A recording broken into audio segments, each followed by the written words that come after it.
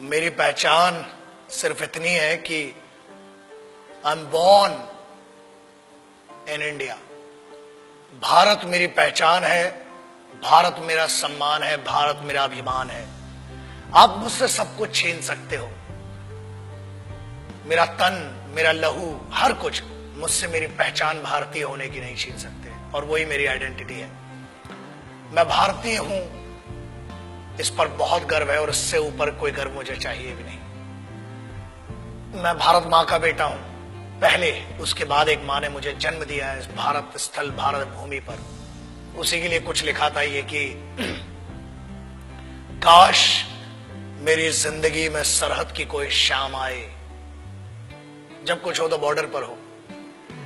काश मेरी जिंदगी में सरहद की कोई शाम आए, काश मेरी जिंदगी मेरे वतन के काम आए। न खौफ है मौत का और न आरज़ू है जन्नत की, मगर जब कभी जिक्र हो शहीदों का, काश मेरा भी नाम आए, काश मेरा भी नाम आए। This is what I would love to introduce myself like that. अगर कोई पूछे कि कौन था वो, जब कोई पूछे मेरे बारे में, तो मेरी ये पहचान लिख देना, उठाना मेरा कमांडो डैगर और छाती पे हिंदुस्तान लिख देना।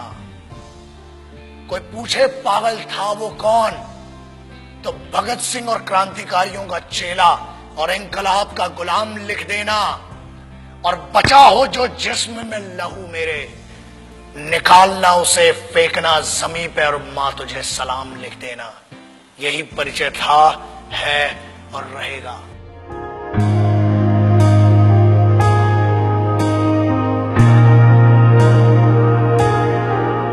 आजकल बहुत एक मुद्दा चल रहा है, देशभक्ति। कुछ लोगों ने उसे हिंदुओं से जोड़ दिया, कुछ ने मुसलमानों से जोड़ दिया, कुछ ने सिखों से, कुछ ने ईसाइयों से। एक बात याद रखना, हम पहचान हैं एक ऐसा महाविद्यालय, एक ऐसी university. It's like an university, it's like a college, the country is like college. We may have different wings, we may have different subjects, but we all belong to one college, and that college is Bharat, राष्ट्र। आप उसको हुब्बुल वतनी कह लें उर्दू में, अरबी में, उसको आप जननी जन्मभूमिश्च कह लें आप संस्कृत में, आप मादरे वतन कह लें, वतन की इज्जत कह लें, आप कुछ भी कह लें। आज बहुत जरूरी हो गया है उस ट्रेटर, उस गद्दार, या बेहतर लैंग्वेज में उसको गद्दार और चूतिया कहेंगे, उसकी बात करना जो आज की डेट में बड़ा सेलिब्रिटी बन के फिर रहा है। Let's talk about that person जिसने हर फौजी और हर इस भारत मां के बेटे को हर्ट किया है। आज उसके बारे में बात करना बहुत जरूरी हो चुका है। न हिंदुओं से न मुसलमानों से इस मुल्क को तकलीफ है गद्दार और बेईमानों से, जिन्हें हम हार समझ बैठे थे गला अपना सजाने को, वही अब नाग बन बैठे हम ही को काट खाने को। पिछले 2-3 महीने it has been disturbing me a lot. I being an Indian, I being a soldier, I being a simple son of this motherland, feel hurt, disheartened, and at the same time I feel pity for them. बुरा लगता है। कारण ये, लोग कहते हैं कि हम कुछ कर नहीं सकते। ऐसा है, करने पर आ जाए तो बहुत कुछ कर सकते हैं, लेकिन हम सम्मान करते हैं भारत के सर्वोच्च न्यायालय का, सुप्रीम कोर्ट का, और उसके आदेश की अवहेलना नहीं करना चाहते हैं। उसके आदेश का पालन करते हुए कुछ गद्दारों को आज भी छोड़ रखा है, वरना ऐसा है काम ही हड्डियां तोड़ने और जान लेने का हिंदुस्तानी फौज करती है। किसी ने कहा, मैं उन गद्दारों का शायद नाम भी लेना पसंद नहीं करूंगा, बिकॉज वो इतना भी डिजर्व नहीं करते कि उनका नाम इस जुबान पर आए। बट एक चीज बोलना बहुत जरूरी है। कुछ लोगों ने यह कहा कि भारतीय सेना रेपिस्ट है। अगर घरों में बैठे हो ना, और अगर तुम्हारी बहनें और तुम्हारी माएं घर से निकल के जा रही हैं, तो सिर्फ ये हिंदुस्तानी फौज है जिसकी दम पे तुमने भाई होने का, बाप होने का फर्ज नहीं निभाया होगा, मगर this the only Indian armed forces which maintain the dignity of a soldier and maintains that brotherhood. आपकी बहनें, आपकी माएं अगर सुरक्षित है तो वो भारत की सेनाएं हैं जिनके कारण है। बोलने के पहले सोचा करो। और किस्मत बहुत अच्छी थी कि फौज के सामने नहीं बोला, वरना जो हीरो बना दिया ना इस देश में, फौज तुम जैसों को छोड़ती भी नहीं। मगर यह भारत का संविधान है, this is the constitution of India, जिसने बांध रखा है हमारे हाथों को। क्रोध करना मेरी आदत नहीं है, मगर आता है गुस्सा। इसलिए आता है क्योंकि चाणक्य ने कहा था कि अक्सर मैंने झूठे लोगों को मुस्कुराते हुए देखा है। जो सच बोलता है और दिल से बोलता है उसको गुस्सा बहुत आता है। और ये गुस्सा इस बात का है कि इस देश में कुत्तों को मारने की परमिशन नहीं है, इसलिए अभी तक बचे हुए हो। फौज को रेपिस्ट बोलते हो? Ask your sisters and your mothers, ask your family members, if there are 10 young boys and if there is a single soldier, ask a girl, ask a young girl, where would she go for the help and whom would she ask for the help? And I ensure this, that girl would go to a soldier and ask, and she'll say one thing, certainly she'll say, and she'll use this word, भैया मेरी मदद कीजिए। क्या है ये? जवानी संभल नहीं रही है तो बताओ।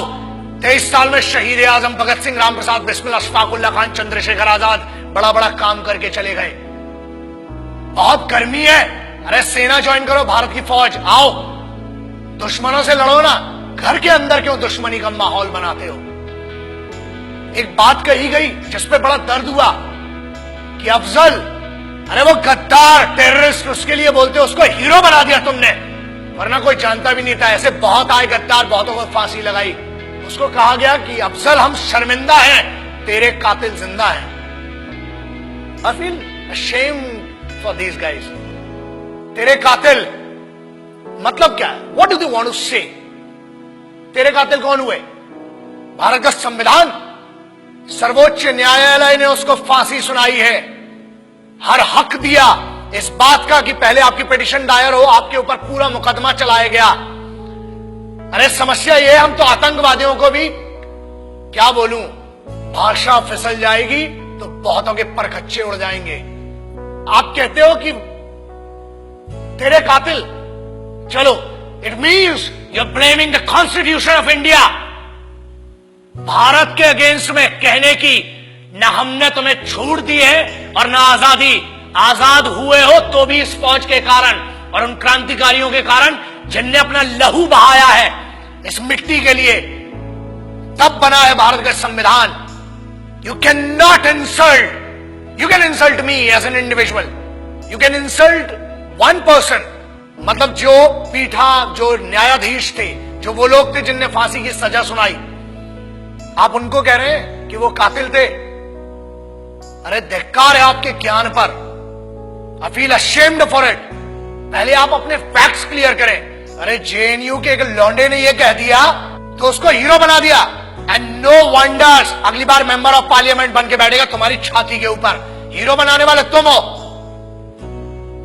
मुझे किसी से पर्सनल कोई प्रॉब्लम नहीं है, इनकी औकात भी नहीं है मुझसे पर्सनल प्रॉब्लम रखने की। लेकिन एक बात याद रखना, किसी एक बेवकूफ ने यह कह दिया कि भगत सिंह जैसा है। अबे शर्म करो and clear your facts before you compare that guy with revolutionaries. कौन थे वो? किसकी बात कर रहे हो? उस इंसान की who can not deliver 2 right sentences in one particular language.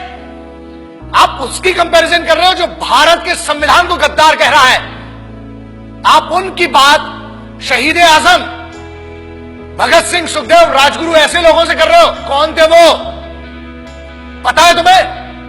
तुम एक क्लास के एक छोटे से सब्जेक्ट को पढ़ के ज्ञानी बताते हो और तुम ये कहते हो कि क्रांति लाओगे। क्रांति होती क्या है? क्रांति सबसे पहले शुरू होती है राष्ट्र से। भारत मां या मिट्टी, I don't want to name this nation Bharat Mata और anything, but I want to say something. ये मेरी तो मां है और मेरे जैसे कई पागलों की मां है। याद रखना, बहुत छूट मिल गई है। अपनी आजादी का गलत उपयोग मत करो, वरना अगर छूट देना आता है तो लगाम लगाना भी आता है। बोलने की आजादी है, ठीक है, हमने आजादी दी है, बट वो आजादी किसने दी है? The freedom has been given to you by the constitution of this country. The honourable Supreme Court has some guidelines. The honourable constitution of this country has some guideline and we must respect that. आज आप एक बंदे को जिसको जमानत पर छोड़ा गया है उसको हीरो बना दिया. मेरा उस बच्चे से और मेरा उस लड़के से कोई पर्सनल प्रॉब्लम नहीं है, मगर याद रखना इस देश का हर दुश्मन मेरा दुश्मन है. इस भारत माता, इस मिट्टी के ऊपर कोई भी बात करेगा, that guy, that person has to face me and the soldiers of this country. आप कैसे भारतीय सेना को रेपिस्ट कह सकते हो? शर्म करो सेंटेंस के ऊपर. अगर आज भी बच्चियां सुरक्षित हैं, if the Indian youth, if everybody whoever is doing whatever they want to do, if this freedom has been given to them, it is just because of one thing, that Indian army, navy and air force, the Indian armed forces are fighting for you day and night. जब तुम सोने जाते हो तब उनकी duty का वक्त शुरू होता है. शर्म खाओ इस बात के लिए. और याद रखना, भारत को तोड़ने की कोशिश मत करो. ना हिंदुओं से न मुसलमानों से इस मुल्क को तकलीफ थी, है कुछ गद्दारों से और कुछ बेईमानों से. And I am telling you on behalf of every Indian.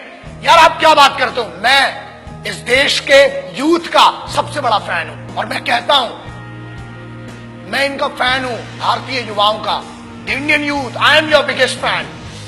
और याद रखना, अपनी आजादी का गलत उपयोग मत करो, क्योंकि आप जिस ट्रैक पर ले जा रहे हो, तुम इसलिए बचे हो आज तक क्योंकि भारत के संविधान ने आज भी जानवरों और कुत्तों को मारने की आजादी नहीं दी है. अगर होती तो कब के निकल चुके होते.